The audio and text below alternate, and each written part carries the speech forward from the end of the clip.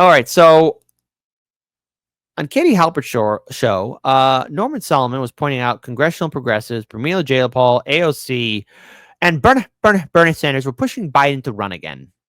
Isn't that great? They're pushing him to run again. Isn't that beautiful that they wanted Biden to run again? Yes, I know, because nothing says confidence than like say, hey, let's get our friend Bernie to do things for us, shall we?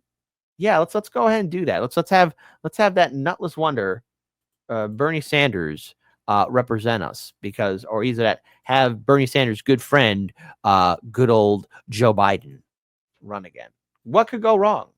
You point out that they actually weren't better than the centrists in pushing Biden. They weren't. As a matter of fact, Pramila Jayapal, the chair of the Congressional Progressive Caucus, endorsed Biden 2 years before the 2024 general election. Then the next year, it was, among others, AOC and Bernie Sanders. And then, and I think this is the worst part, down to the day that Biden withdrew from the 2024 race, AOC and Bernie Sanders were adamantly stating that he should complete the campaign for 2024 for president.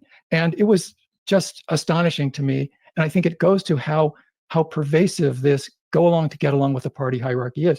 Again, this is an irony. It's kind of, Kate, like we were talking about a couple of minutes ago.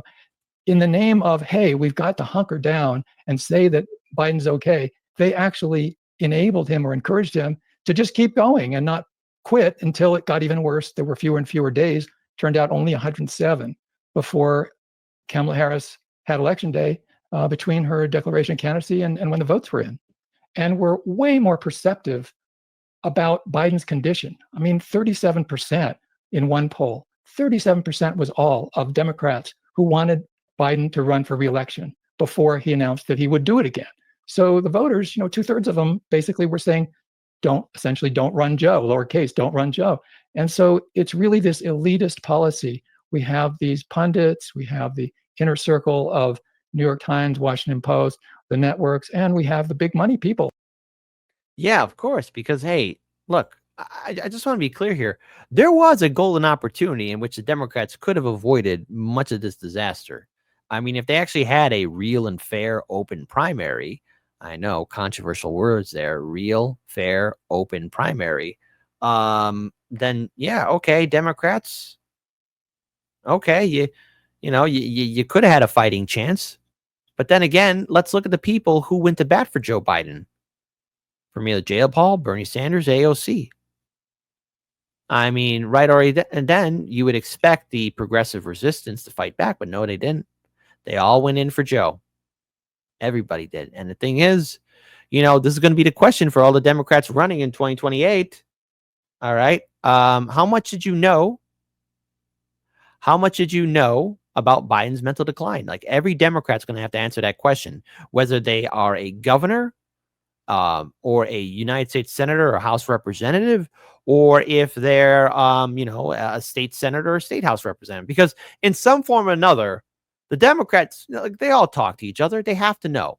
You just can't be stupid. And not to mention, with the internet and television the way it is, social media the way it is, I mean, you just can't look at Biden's behavior from 2020 to 2024 and think this is all normal. Plus, with all of his medical information that's out there now, yeah, people knew there's no such thing as innocence, only varying degrees of guilt.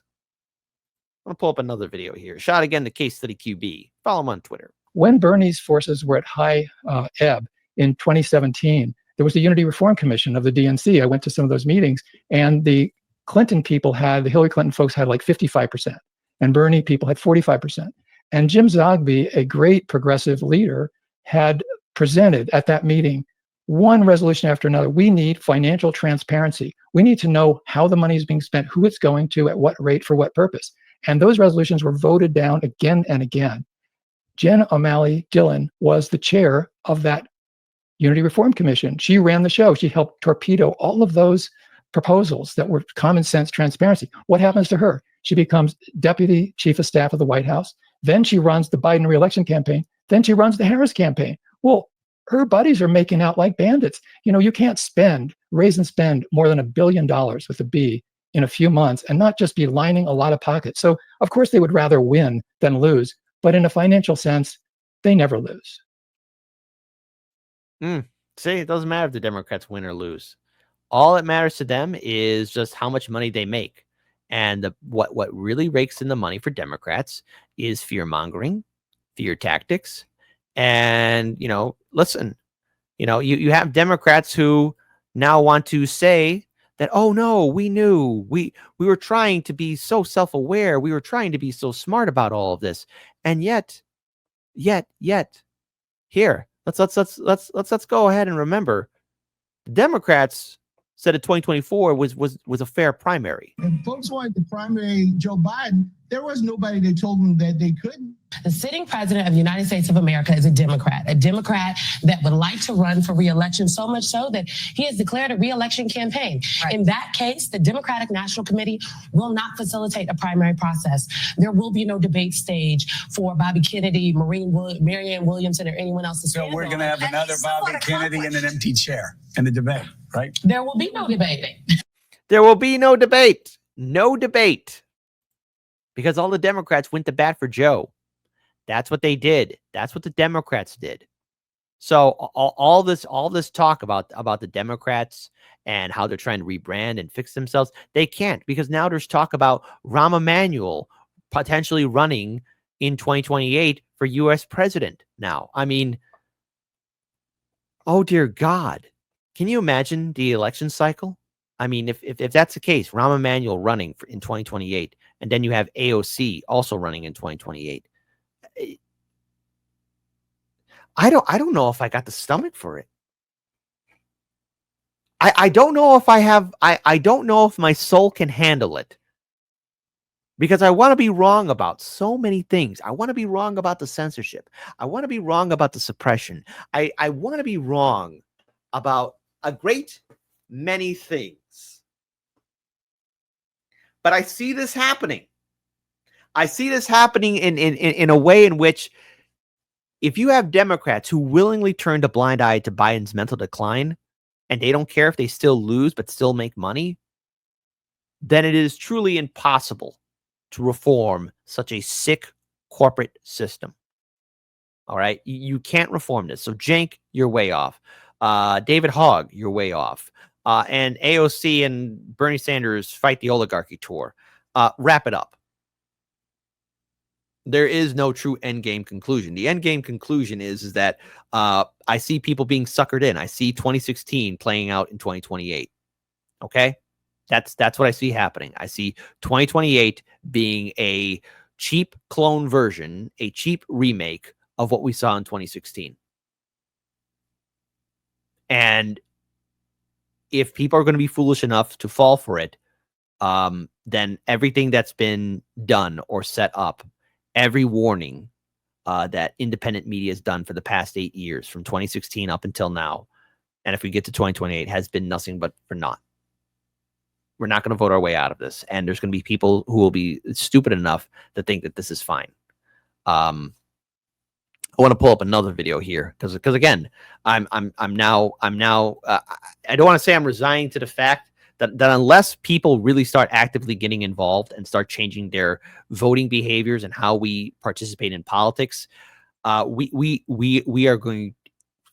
I'm already getting flashbacks of 2016 now. I see it happening, and maybe I'm wrong.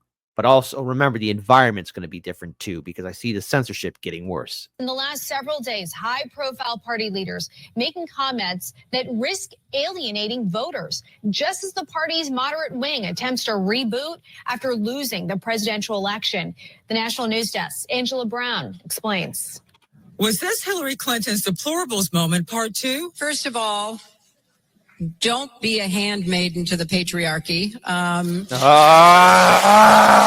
kind of eliminates every woman on the other side of the aisle, except for very few. The former secretary taking a sharp dig at Republican women this month, voters Democrats may need to win the White House again. There definitely is a problem with their messaging and they really have to fix it now. Some Democratic leaders appear to be taking that warning seriously. This week's Time magazine article exposing what some Democrats are saying behind closed doors. They largely agree they need to recenter economic issues in their messaging and develop what some are calling a patriotic populism to counter Trump.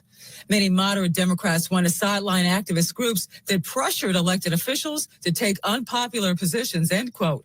Political scientist Dr. Sharon Austin says many voters now associate the Democratic Party with identity politics before economic issues. They feel that the Democratic Party, is only for promoting the issues of concern to people of color, to gay people, to trans people, and the white working class feels that they are being neglected. Independent Senator Bernie Sanders has criticized Democrats in the past about focusing too much on identity politics, and this week he didn't hold back. And then you get to what we call identity politics. Yeah. You're black, you're wonderful, you're tremendous, you're gay, you're the greatest human being on earth. Yeah. And rather than say, what do you stand for? Democrats have a deep hole to dig out of. The Associated Press Newark Center for Public Affairs research found that only about 1/3 of Democrats are very optimistic or even somewhat optimistic about their party's future. In Washington, D.C., I'm Angela Brown. Senator Bernie Sanders says the Democratic Party is a threat to democracy. The Vermont Independent agreeing with comedians Andrew Schultz and Akash Singh on the Flagrant podcast that aired Monday. Could we? Yes, because we already talked about this already, because the Democrats are a danger, and they're a danger to their voting base. And I know right now in Illinois, there's a couple of people who've been endorsed by Bernie Sanders and David Hogg, to which I have to say, if you're running as a progressive Democrat in Illinois,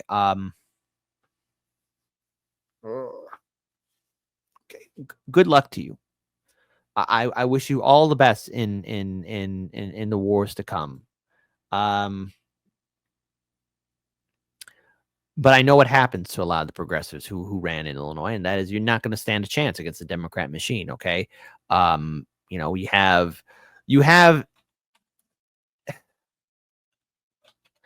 have a party and an institution that's okay with propping up the mentally declined, the mentally ill, the weak and the feeble, and say, I don't know, vote for this person because they're better than Trump. Vote for this person because, if you don't, you're automatically bad.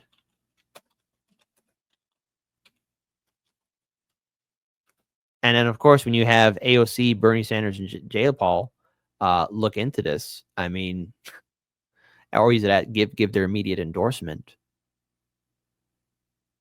How much did they know? Were they given a script and told to obey orders?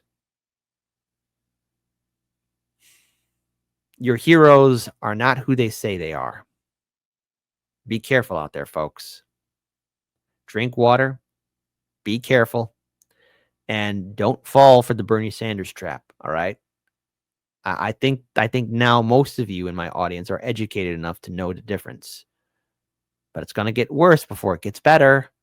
It's going to get worse before it gets better. So there you go.